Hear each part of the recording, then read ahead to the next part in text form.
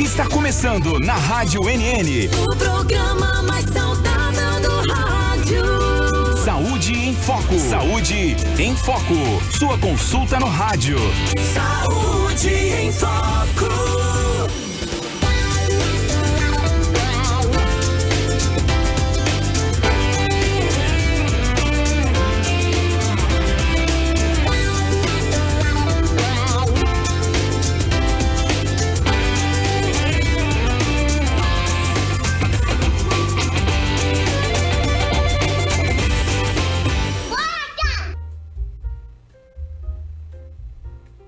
Muito bem, boa tarde para você que continua sintonizando as ondas da NN depois dessas músicas belíssimas aí com o Nando aqui no nosso NN Light, músicas dos anos 70, 80 e 90, aquelas músicas que dão aquela saudade, né? Você tá de volta aqui com o programa mais saudável do rádio. Hoje a gente recebe aqui Dr. Eduardo Augusto Almeida, psicólogo, e olha que tema, gente, o impacto do TDAH na vida adulta e como gerenciar os sintomas. TDAH, transtorno do déficit de atenção e hiperatividade. Então, isso está muito, parece que em moda, né? A gente ouve falar, tudo é TDAH, tudo é ansiedade, né? E então vamos desmistificar alguns desses mitos aqui com o especialista para falar com ele sobre esse assunto. Doutor Eduardo, boa tarde, seja bem-vindo, satisfação tê-lo aqui, amigo. Boa tarde, meu querido, boa tarde, Arapiraca, boa tarde a todo mundo que escuta a NN. E é isso, o TDAH é o transtorno de déficit, atenção e hiperatividade. Eu tenho TDAH, desde 2000 que eu tenho o laudo, então não é novela ou não é modinha no meu caso. E algumas pessoas acabam misturando e associando a uma ou outra característica do TDAH. E não é assim, TDAH é uma gama de situações. Tem 3 tipos mais ou menos, que é o desatento, tem o hiperativo e tem o misto. Mas algumas características deles são muito visíveis. Por exemplo, quimicamente falando, neuroquimicamente falando, você tem uma queda de 3 neurotransmissores, que é a dopamina, a serotonina e a noradrenalina. A serotonina está muito ligada com a questão do humor e a perda de interesse. Começa uma coisa, vem depois desinteressa e passa para outra coisa e vai sucedendo-se os interesses e as atividades. Na questão da noradrenalina, quando ela está muito baixa, a sensação de perigo e de alguma coisa grave é muito limitada para um TDAH. Então ele se arrisca. É muito comum um TDAH não ver limites. E eu não estou falando de má educação. Não estou falando daquele cara, daquela piveta ou pivete que é mal educado. Não, é diferente. Ele é arriscado, ele é destemido, ele não tem muito medo de consequências em coisas que ele está fazendo. E a famosa dopamina, que é conhecida como o hormônio ou o neurotransmissor do prazer, é ele quem circuncisa o cérebro todo. Olha, circuncisa não, circula o cérebro todo, desde a base do cérebro até o córtex, isso até essa parte aqui que a gente chama de lobo occipital. E ele está associado a prazer. E eu descobri, para minha dor de cabeça, que tem 2 tipos de dopaminas, uma para atividades normais, tipo andar, correr, andar de bicicleta, jogar pedra em doido, coisas do gênero, e outra para fins sexuais. E essa do fim sexual tem até menos no juízo de um TDAH.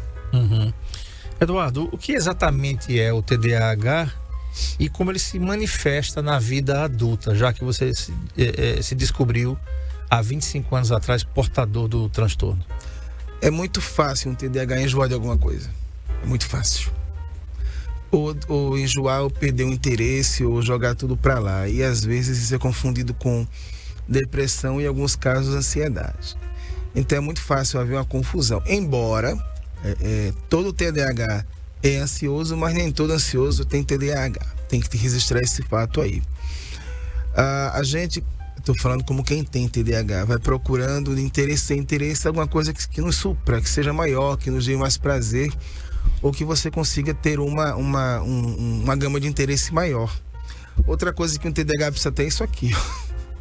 Um caderno, que é para anotar e não esquecer ou não perder o foco. Normalmente, isso eu estou falando para os hiperativos, que é o meu caso. Os desatentos, eles simplesmente somem. Aqui conversando com você, desaparece, esquece alguma ideia, e aí você tem um problema social gigantesco, porque tem dificuldades, o TDAH com desatenção, ele tem dificuldades em continuar um raciocínio. Então a coisa mais simples do mundo é ele começar a frase e esquecer no meio.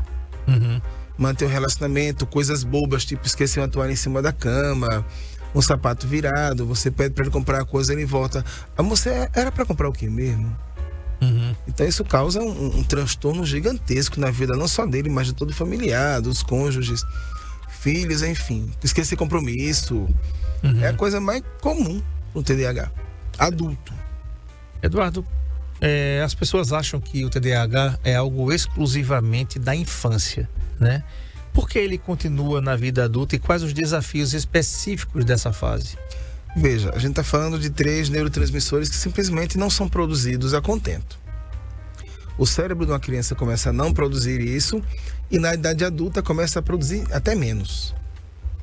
Então, se manifesta na infância, então 2, 3, 4 anos você começa a ver os sinais, se organiza com mais força na adolescência e na idade adulta ele consegue um platô, mas não vai passar. O TDAH ele não tem fim. O TDAH ele começa, se desenvolve e continua. E aí é muito complicado estratégias, a não ser que ele tenha aprendido na infância. Aí é onde entra o pai e a mãe e a escola, que ensine para esse sujeito, para essa sujeita, estratégias pelas quais ele possa manter o foco. E uma coisa que eu acho muito bacana, pelo menos que eu estava ouvindo, que motivação é o contrário, que disciplina é mais importante do que motivação. E aí você consegue com esse colocando, sensibilizando o TDAH infanto-juvenil, que ele sendo disciplinado, ele vai longe. Então, o normal, aliás, o padrão hoje em dia, você, especialmente Instagram, são aqueles posts motivacionais, você pode. E para minha felicidade, o Elon Musk começou a fazer foguete da ré. Então, para mim, isso quebrou muitas pernas de coaches por aí. E se esquece do básico, que não é motivação. Motivação é uma pimenta, um salzinho, um condimento, um tempero que você coloca ali, mas não é o essencial. O essencial é a disciplina. Tá. Como o TDAH pode afetar áreas como trabalho, vida social e relacionamentos? Vamos lá, trabalho. É muito comum TDAH serem demitidos, mas é muito comum mesmo. Tipo, porque esqueceu alguma coisa, falhou num processo, não respeitou algum tipo de esquema de trabalho, aqueles protocolos de trabalho que eu acho fantásticos, né? Isso é um TDAH sem organização, desorganizado. É muito comum ele querer inventar suas próprias regras e aí perceber que as próprias regras contradizem todo o esquema lá do trabalho. Em termos de relação social, essas coisinhas de esquecer horário, tá com um humor geralmente muito mal. Há uma parcela significativa de TDAHs que desenvolvem distimia. E distimia é um tipo de depressão mais leve, digamos assim, porém crônico. Ele chega numa parte, ele dá uma diminuída, mas não chega a ser um depressivo clássico, digamos assim, mas ele não melhora, ele não tem uma ascensão. O que vai acontecer, aí volta a questão do que eu tinha falado sobre disciplina, é que ele pode controlar ou monitorar esse mau humor dele. E aí se contagia um grupo, mas contagia de maneira miserável mesmo. Com relação a casamentos e vida conjugal, essas pequenas coisinhas que irritam o cônjuge. Alguns acertos que ele vai e esquece, alguns tratos do casal que ele vai e atropela, mas não é por maldade. É por esquecimento ou por a necessidade que ele tem de fazer diferente. Tem uma música do Oswaldo Montenegro, que pra mim ele tem um TDAHzinho, chamada Travessuras. Ela diz assim: eu insisto em cantar diferente do que ouvir. Seja como for recomeçar, nada há, mas há de vir. Um TDAH funciona mais ou menos desse jeito, tanto o desatento quanto o hiperativo.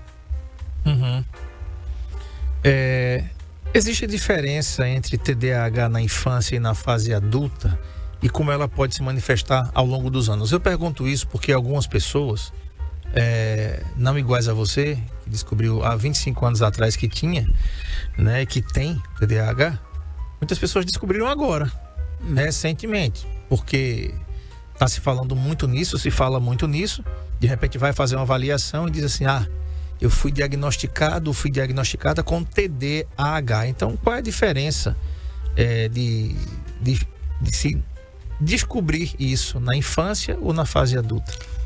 Cara, na infância você consegue modelar melhor, sabe? Eu não estou falando necessariamente de medicação. Há um grupo que ele vai realmente necessitar de alguma medicação. Geralmente são tarjas pretas, mas aí o que importa para um TDAH é ritmo. Ele tem um ritmo, ele não pode perder esse ritmo. E você só consegue estabelecer melhor o ritmo na infância e na adolescência. Na idade adulta é mais trabalho. Então, se um pai ou uma mãe de um TDAH estiver nos assistindo agora, começar a pensar nisso, ele vai perceber que na infância, 2, 3, 4, 5 anos, não é que você vai ser ditador, não é isso, ou regime militar. Mas algumas coisas não são negociáveis. Uma delas, por exemplo, é o exercício físico. E aí eu estou falando de qualquer coisa, desde um futebol, natação, a corrida, sei lá, pedalar, não sei. Mas não é para usar isso como chantagem, mas é para usar isso como estímulo. Tipo assim, 2 ou 3 horas fazer alguma coisa nesse sentido, e o juízo do menino ou da menina que está fazendo exercício, ele modula os neurotransmissores do prazer, especialmente a dopamina, dão uma levantada e continuam aquela ação ali. E é muito mais difícil você começar a fazer isso no adulto. O adulto, ele tem os ritmos já pré-estabelecidos. Dá muito mais trabalho tratar um adulto com TDAH do que uma criança, um adolescente. Uhum. Eduardo, muitas pessoas passam anos sem saber que tem TDAH. O que leva a esse diagnóstico tardio? Olha, ou nunca prestaram atenção, tem muito isso. Os pais achavam que era da idade e deixaram para lá. Ou juravam por Deus que quando ficassem mais velhos iam resolver e acabam não resolvendo. Ou é um pouco de, uma palavra um tanto quanto pesada, displicência mesmo, displicência de pai e de mãe, ou da família. Eu trabalho na escola, em algum momento a gente fala para o pai e para a mãe, olha, teu filho apresenta sinais concretos de TDAH. Aí ela, a primeira coisa que me pergunta, mas passa? Não, não passa. Faça o quê? Vamos fazer uma avaliação neuropsicológica? Eu não sou neuropsicólogo ainda. Na escola também não posso fazer avaliação.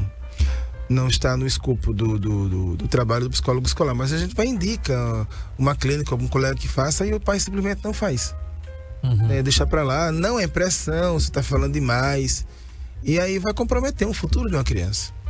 Quais são os sinais de alerta para alguém que suspeita ter o transtorno? E quais são os sinais de alerta para os pais, né, prestarem atenção nos seus filhos que suspeitam ter o transtorno? Vai, antes que eu esqueça, uma diferença entre TDAH e manha. O TDAH ele é muito intenso para a ação, que é o caso dos hiperativos, ou para sumir assim do mapa. Ele está aqui conversando com você, depois ele some, que é a tal da questão da atenção.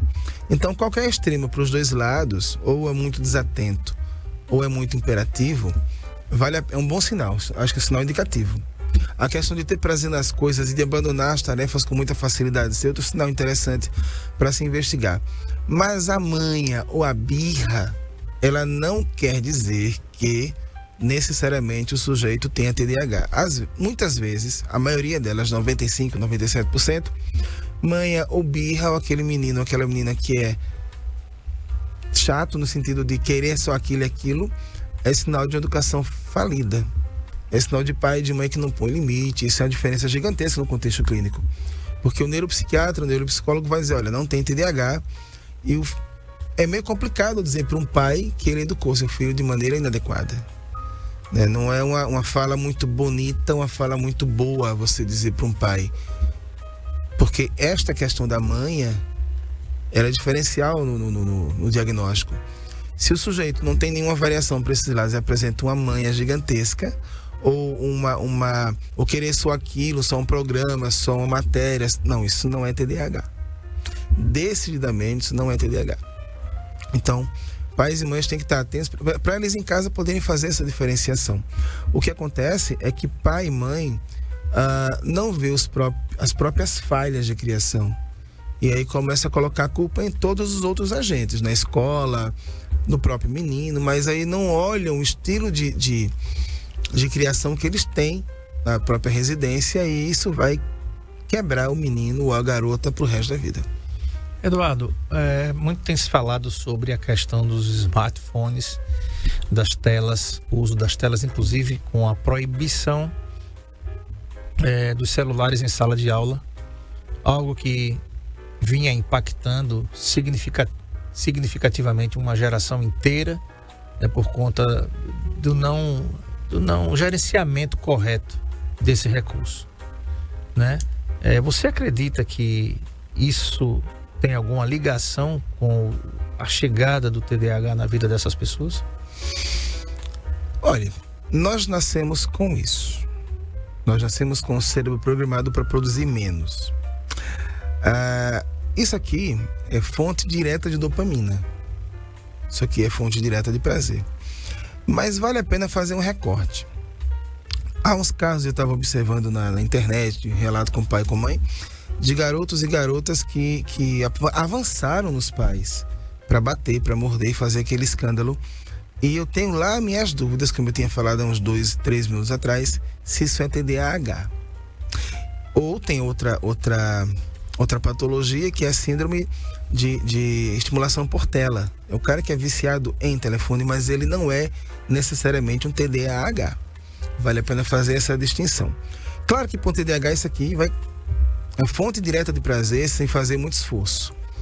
E prazer sem esforço é um prazer muito chulo, é um prazer muito, como é que eu vou dizer, muito pequeno. Porque a gente aprende, eu tenho 44 anos, que para você ter prazer tem que merecer aquele negócio. Para você ter dinheiro você tem que trabalhar. E um TDAH, ou qualquer pessoa vai ter isso aqui de maneira muito, muito dada, entendeu? Você não precisa fazer esforço para ter prazer num telefone. E aí, olhando pelo telefone, pela questão do smartphone, é meio complicado você dizer só por isso que um sujeito tem TDAH ou não. Vale a pena um exame mais clínico para não confundir com essas duas outras coisas. Ou a mãe é miserável, de uma criação inadequada, ou uma síndrome de dependência por tela. Perfeito. Você falou em dependência por tela e quando a carapuça cai, você me falou aí, eu estava me vendo no final de semana aí. Invariavelmente você tem algum streaming em casa, né? Netflix, o outro lá, Disney Prime, outros aí. Qualquer um que você tem aí que passe filmes, séries e tal, essas coisas todas. E eu descobri uma coisa. Se eu quiser assistir alguma coisa para prestar atenção, eu tenho que desativar o meu telefone e deixá-lo longe do alcance da minha mão. Aham. Porque se eu ficar com ele perto de mim, enquanto tá rolando uma cena, entendeu? Você fica igual aquele negócio, um olho no padre e outro na missa. Uhum. Entendeu? Você fica aqui. Não, porque não dá certo, gente. Não funciona isso. Não funciona. Às vezes você quer ser até o gostoso de conseguir fazer. Não vai dar. Não vai não nessa onda não. Não vai dar. Você não vai entender nada, né? Vai ficar parecendo aquele Joseph Klimber quando perdeu a audição. Né? Não vai dar. É só uma dica para que você não se frustre e daqui a pouco você comece a se autodiagnosticar.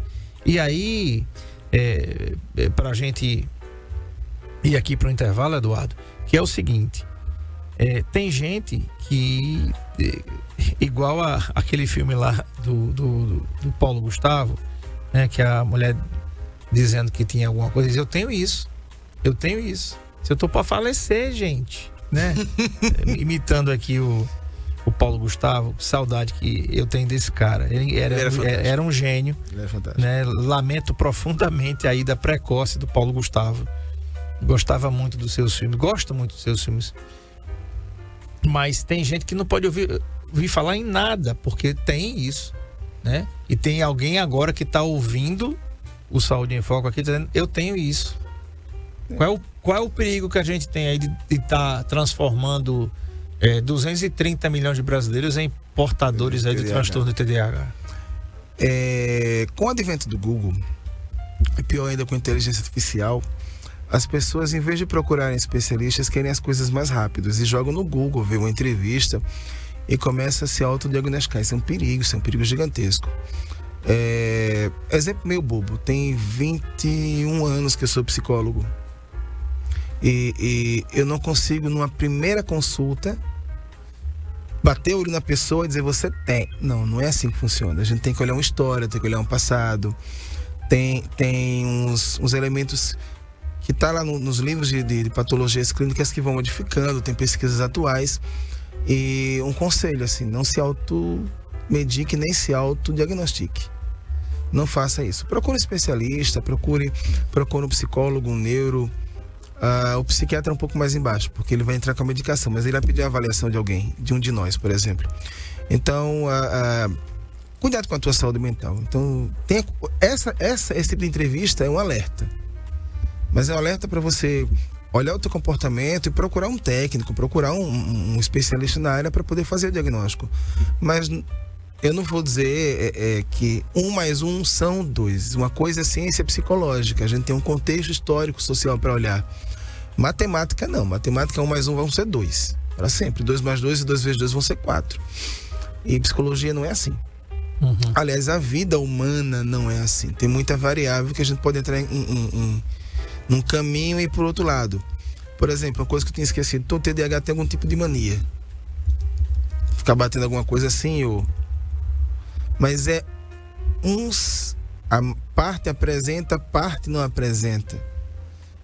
Alguns vão desenvolver tiques, outros vão desenvolver um outro tipo de manias para compensar o cérebro e o cérebro entrar num estado de equilíbrio. Uhum. Mas não é todo mundo que faz isso que tem TDAH. Então, assim, vai num clínico.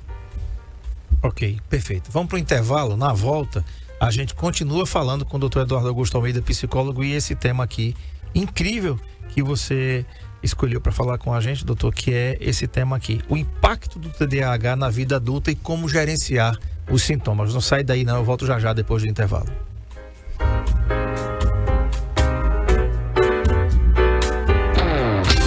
Saúde em Foco, na Rádio MN, com André Pepe.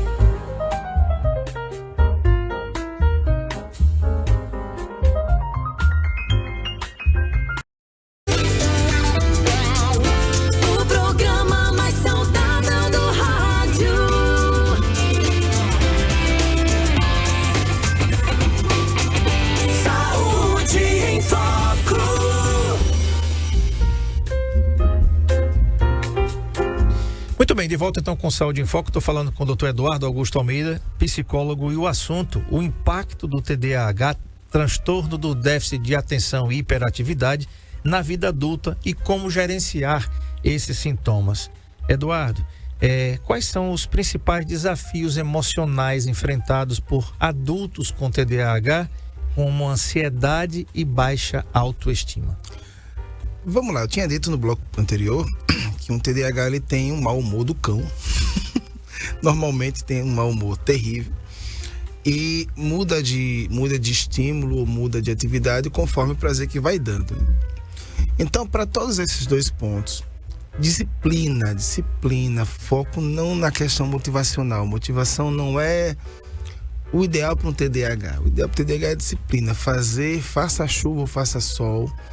Lembrar que o compromisso dele é com ele mesmo. Lembrar que são graças aos esforços dele que ele pode melhorar ou não. Mas assim, ignorar todo e qualquer guru que fale sobre motivação. E lembrar que todos os dias a história se repete, mas ela pode melhorar um pouquinho.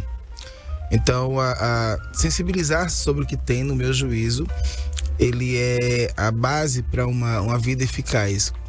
Isso eu estou falando com medicação ou sem medicação. Tem TDAHs que conseguem modular o próprio comportamento na porrada, digamos assim, sem fazer uso de medicação.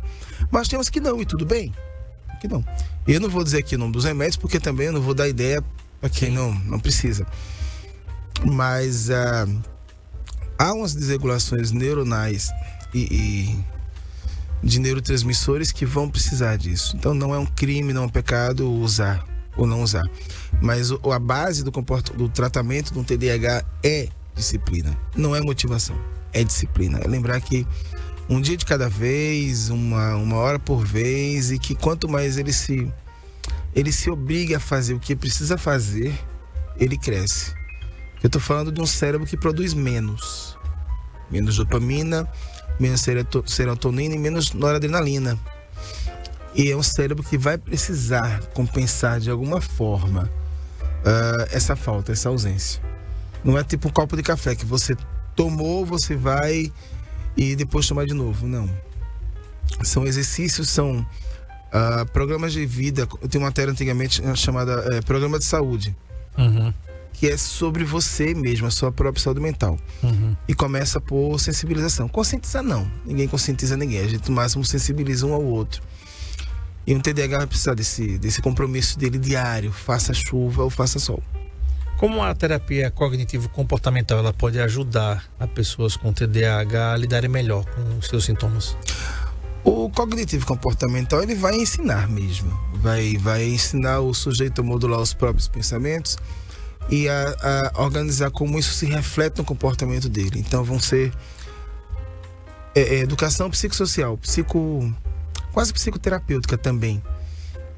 E você associa que uma coisa vem da outra, que é para você poder regular a sua própria estima, seu próprio comportamento social e interpessoal, digamos assim, e não entrar numa neura de vida, azar, droga, há uma porcentagem gigantesca de pessoas que tratam TDAH com algum tipo de TCC, que é a terapia cognitivo comportamental, que é psicoeducação também. Eu jogo nas duas, eu trabalho com a TCC e trabalho com a hipnose. A hipnose é bacana porque a gente pode fazer com que o TDAH se perceba, que é a tal da sensibilização. Quando ele se percebe, quando ele toma consciência, essa palavra, mas quando ele percebe quem ele é e do que ele precisa, a TCC e a hipnose vão dar uma direção muito melhor na vida, na qualidade de vida desse sujeito. Uhum. Existem hábitos e técnicas que possam ajudar a melhorar o foco e a organização no dia a dia de quem tem TDAH? A primeira é essa aqui, ó. Todo TDAH que se preze tem que ter uma agenda, um caderno, um pedaço de papel, um guardanapo, sei lá, no bolso. Que para não esquecer mesmo, é um exercício de anotar tudo que está se passando, compromissos e tal, e usar isso a seu favor. A segunda coisa seria exercício físico. Academia, bicicleta, sei lá. E uma outra coisa, são jogos que mexam com a cabeça, e de preferência jogos que não tem isso aqui. Os jogos clássicos, dominó, dama, xadrez e por aí vai. A terceira coisa é isso é uma dica pessoal, eu uso. Então eu estou falando de algo que eu posso divulgar, e não é nenhum problema ou nenhuma coisa fantástica, é uma besteira. Todos os dias antes de você acordar, quando você acorda ou antes de dormir, você fazer uma lista mental quando acorda de coisas que precisa. E quando vai dormir de coisas que fez. Aquilo que fez, bem. Aquilo que não fez, bem também. Nesse pensamento, para não ficar se culpando, se martirizando, porque isso alimenta uma baixa de autoestima miserável. Então a ideia é você aceitar que fez ali e ter um compromisso para fazer melhor no dia seguinte. A palavra seria essa. Com aceitação e compromisso, que é outra variedade de TCC, inclusive. Eduardo, o TDAH, ele pode afetar os relacionamentos amorosos e familiares. E como uma pessoa pode se comunicar melhor suas dificuldades para parceiros e familiares? Comunicação é tudo, especialmente para um TDAH. Comunicação é a base do sucesso. Ao contrário do autista, que tem alguma dificuldade em relação social, o TDAH, ele não tem um bloqueio, digamos assim. Um autista vai ter, mas um TDAH não vai ter. E aí você vai ter que, antes de você ter uma esposa, você ter uma amiga, antes de você ter um esposo, ter um amigo para poder contar com ele essas coisas todas, e o nível de intimidade ser tão grande que ele não condene você. Então, um amigo meu vai casar esses dias e ele me ligou, estava agoniado com o negócio e tal, e eu tive uma sessão com ele online há uns 15 dias atrás. Falei com ele e a noiva. Eu disse para ele o seguinte: o casamento não é 40, o casamento é a 2, né? Outra coisa, tudo, antes de você casar, converse sobre tudo, de cor de cueca, dias de sexo, quem vai cozinhar, quem vai levar prato, tudo. Então, para um TDAH, esse nível de conversa, tudo, sabe o que é tudo? E uma coisa assim: amor, eu não fiz porque eu tenho TDAH. Me faça uma gentileza, não se vitimize. Se vitimizar é a pior coisa que você pode fazer por você. Assuma a tal da aceitação e se comprometa a melhorar. Mas a pessoa que está casando com você, ou que está casada com você, tem que saber de absolutamente tudo. E, no meu juízo, isso não é só para um TDAH, isso é para todo mundo. Que a pessoa que está casando com você tem que saber o que está levando para casa, ou que está botando em casa. Mas no nosso caso, uns rompantes de coisa para fazer, tipo, tô aqui, tô entediado, eu vou em tal lugar. O cônjuge tem que saber o que você tem, até para ele poder se modular. Ou vai junto ou lhe dá liberdade, das duas uma. Não lhe amarrar pelo pé.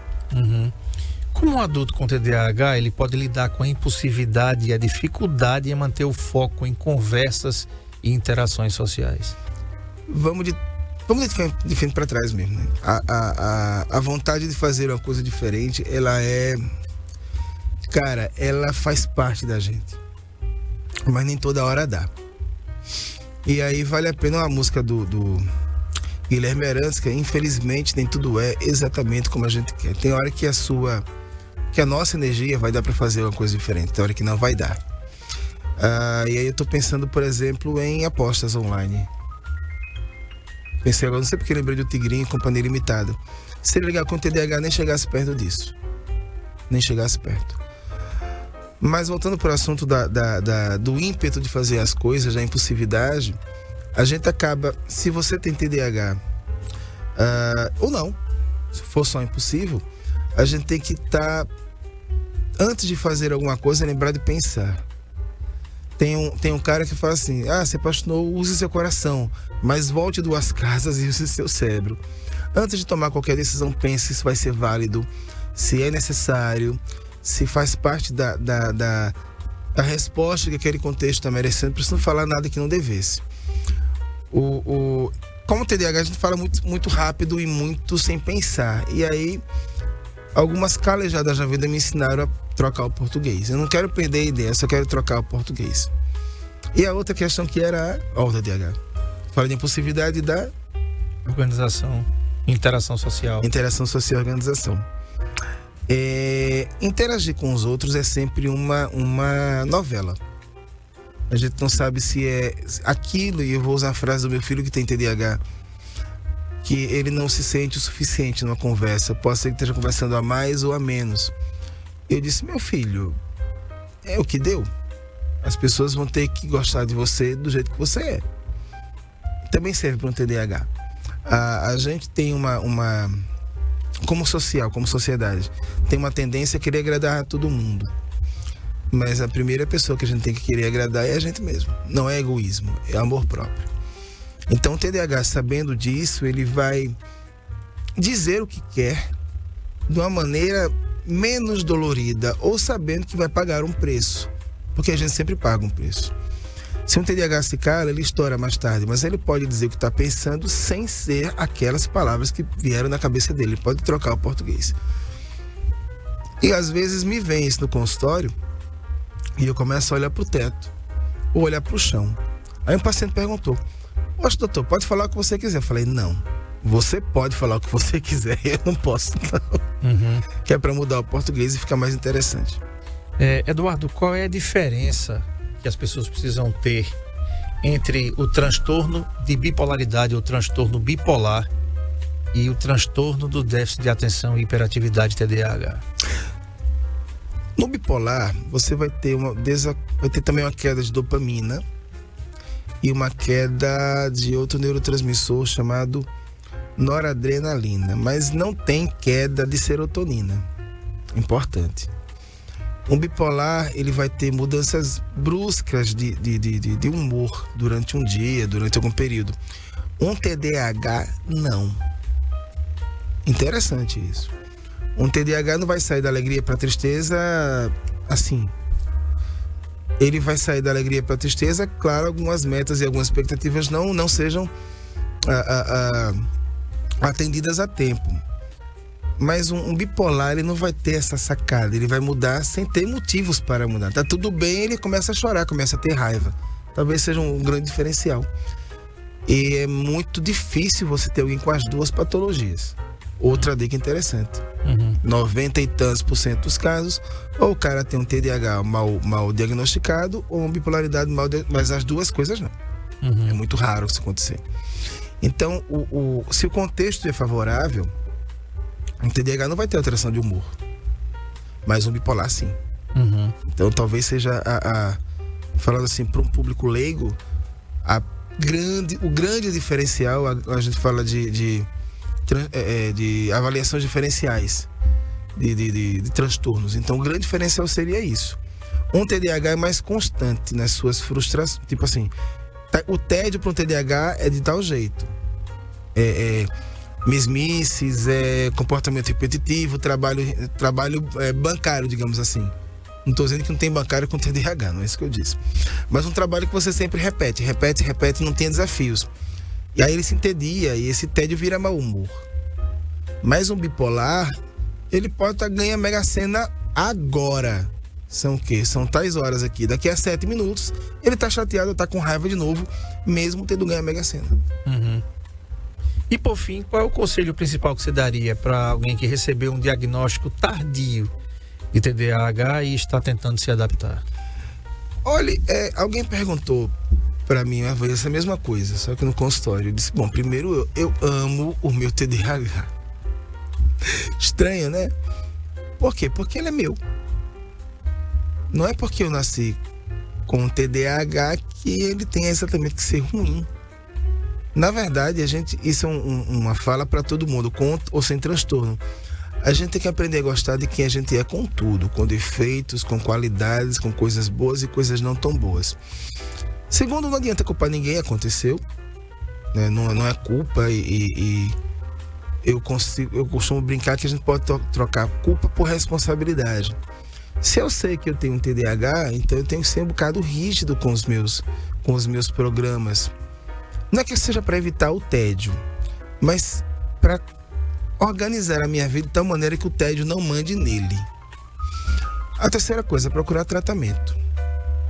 E como tratamento, como terapia, eu estou falando não só de um clínico, não só de um psicólogo, mas de atividades que gerem prazer, gerem dopamina. Por exemplo, academia.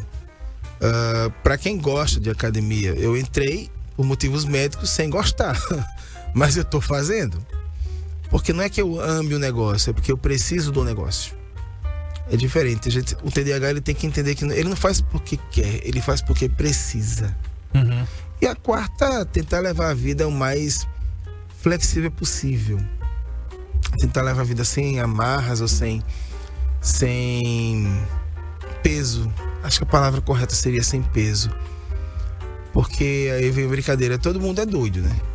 Mas os doidos que estão bem são aqueles que amam as suas maluquices.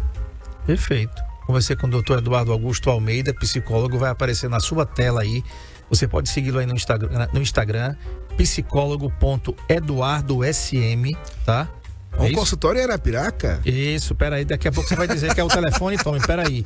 É psicólogo.eduardosm, tá certo? E o contato dele aqui em Arapiraca é o seguinte, é para você marcar aí, você se identificou com essa entrevista, 99617-8170, 99617-8170, o Instagram, repetindo, psicólogo.eduardosm. Aí você vai falar o endereço em Arapiraca para quem quiser em Arapiraca marcar com você para fazer uma avaliação. Uhum. Quer descobrir se você tem realmente TDAH ou não? A avaliação é com um profissional que a gente está conversando aqui. Então, fala o telefone, Eduardo, por favor. Ali na rua 15 de novembro, quase de frente às Americanas, não é exatamente de frente, mas é quase, tem uma clínicazinha chamada Clínica Inspirar. É uma clínica que eu tô atendo lá toda segunda-feira, o dia todo. Você pode entrar em contato comigo, vamos ver um horário, vamos ver as condições pelas quais você pode ter terapia. Pode ser semanal, que seria mais indicado, mas também pode ser quinzenal. A gente consegue trabalhar também com isso. E organizamos o que você precisa dentro das qualidades que eu posso oferecer como terapeuta cognitivo-comportamental e como hipnoterapeuta também, ericksoniano. E aí vale a pena, liga para mim, tem um contato, a gente vê o horário, vê quais são as atividades que você precisa e começa a trabalhar o mais rápido possível. Toda segunda-feira eu tô aqui. Perfeito. Manhã e tarde.